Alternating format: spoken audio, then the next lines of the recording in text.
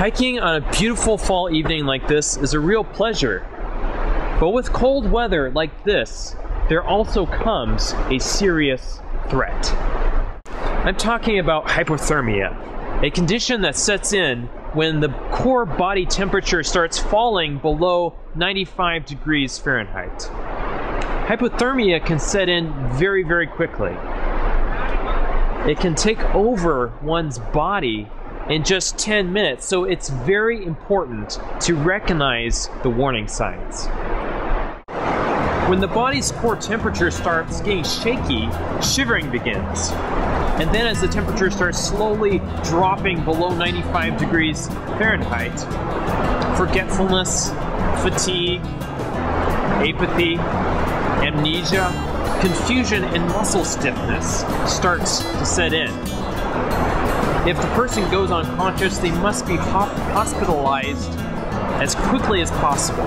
If some person starts experiencing one of those early warning signs, they should immediately, if they're in any wet clothes, they should get out of those clothes immediately. And they should also drink some hot liquids, avoiding any alcoholic beverages, of course, because even though they make the person feel warmer, those beverages actually can cause the core body temperature to decrease more rapidly. And heat from other people, if they can huddle together and keep warm that way, is also very important. Hypothermia can also be prevented by wearing special clothing. Now, one thing you need to keep in mind if you're in the wilderness in a freezing environment and you're trekking somewhere is to avoid getting sweaty. Because that moisture, if you suddenly stop walking and just aren't working out as you're going along the trail, that moisture can ruin your insulation.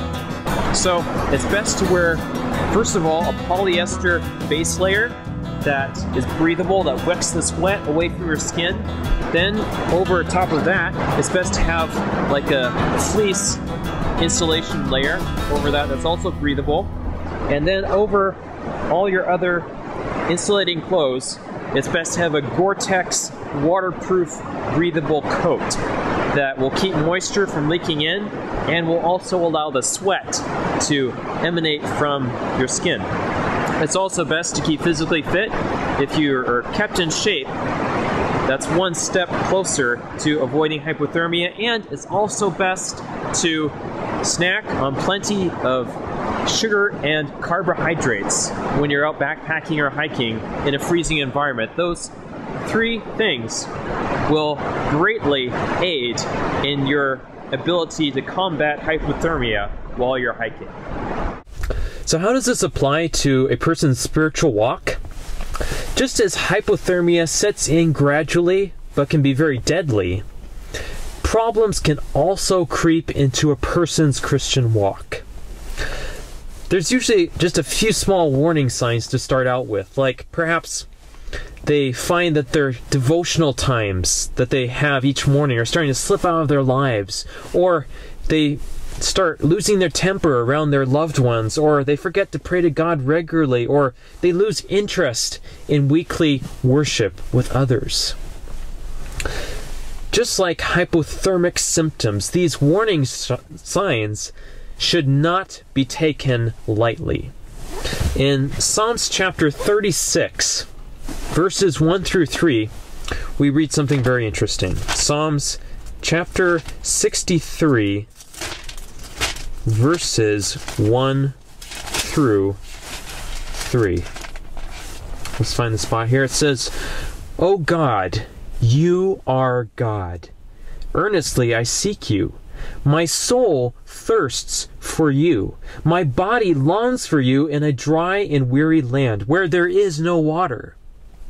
I have seen you in the sanctuary, and I beheld your power and glory. Because your love is better than life, my lips will glorify you."